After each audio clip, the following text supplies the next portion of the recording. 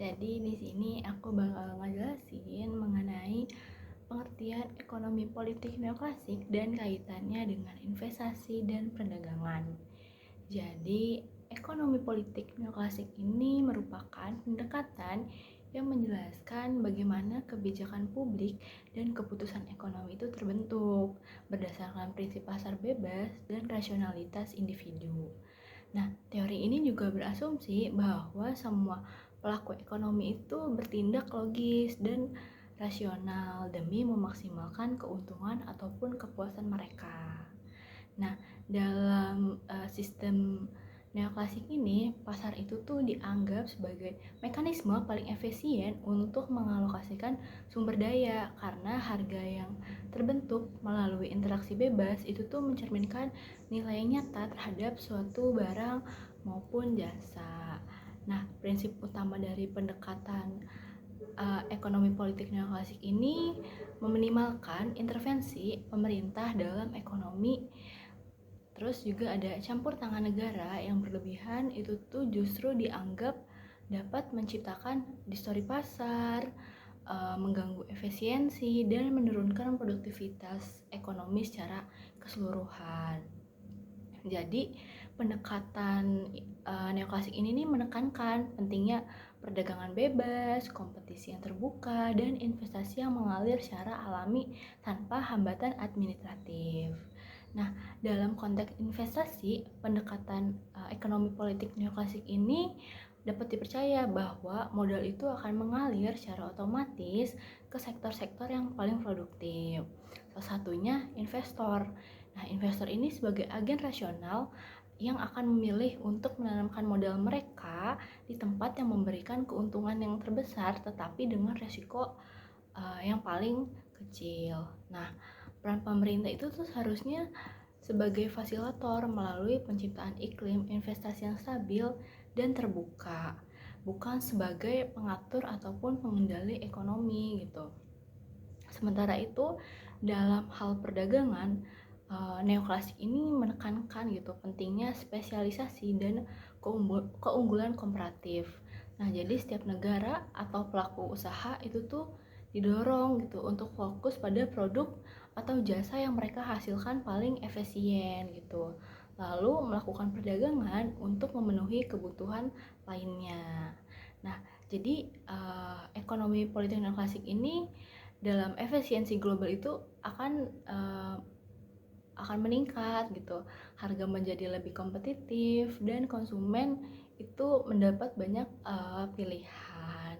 Namun dalam praktik neoklasik ini pendekatan itu tuh sering banget gitu menghadapi kritik karena mengabaikan ketimpangan struktural gitu dalam ekonomi. Jadi nggak semua pelaku itu memiliki akses yang sama gitu terhadap modal ataupun teknologi. Akibatnya, pasar itu nggak selalu bekerja dengan adil dan kelompok yang lebih lemah itu sering banget kalah gitu dalam bersaing dalam sistem yang sepenuhnya itu bebas. Terus jadi di sini nih muncul gitu perdebatan apakah peran negara ini nih sebaiknya tetap minimalkan seperti dalam teori neoklasik gitu, ataukah perlu ada kebijakan produktif untuk melindungi sektor-sektor yang rentan dalam dunia nyata. Nah, pertanyaan ini sering banget muncul ketika pemerintah ini harus memilih gitu antara mendukung efisien ekonomi atau memastikan keadilan sosial, karena kedua hal ini nih selalu bertabrakan gitu, nggak pernah sejalan gitu.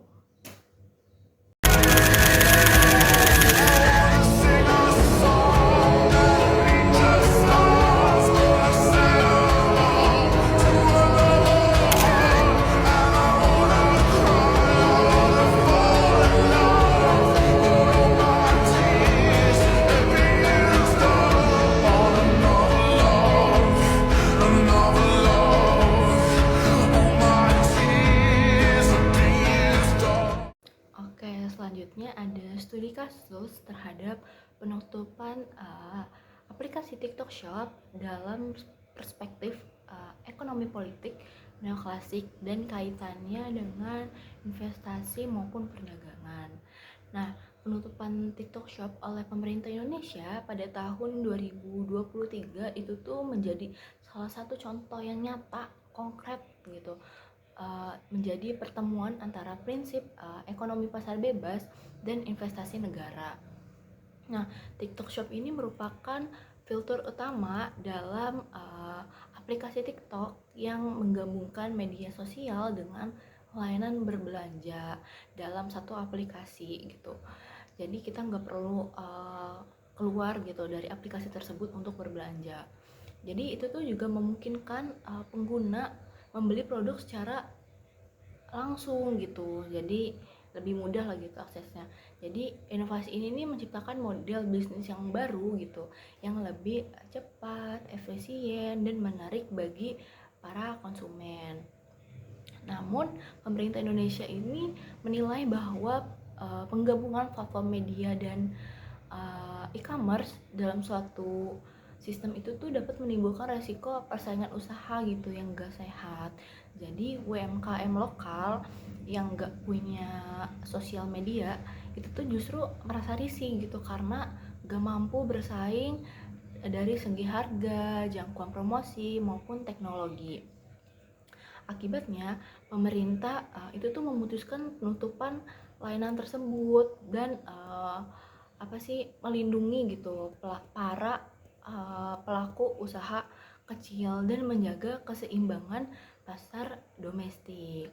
Nah, dari sudut pandang ekonomi politik neoklasik, kebijakan ini nih bisa dianggap sebagai bentuk intervensi yang menghambat efisiensi pasar.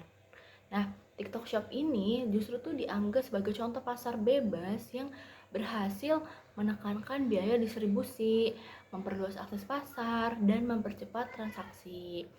Nah, menutupnya TikTok Shop ini nih bisa dianggap sebagai suatu langkah yang merugikan konsumen dan investor karena membatasi pilihan serta mengurangi daya saing daya saing digital di Indonesia. Namun dengan demikian pemerintah itu memiliki alasan gitu kenapa aplikasi TikTok Shop ini ditutup gitu, karena adanya ketimpangan teknologi dan akses pasar antara pemain besar gitu yang punya saham-saham di TikTok gitu dan para UMKM lokal. Lalu itu tuh dapat menciptakan kondisi pasar yang tidak sepenuhnya adil gitu. Nah, dalam perspektif neoklasik, intervensi negara yang dimaksudkan untuk menjaga keberlanjutan ekonomi domestik jangka panjang itu bukan semata-mata menghalangi inovasi baru gitu. Nah, kasus penutupan TikTok Shop ini memperlihatkan ketegangan antara efisien pasar dan pemerataan ekonomi.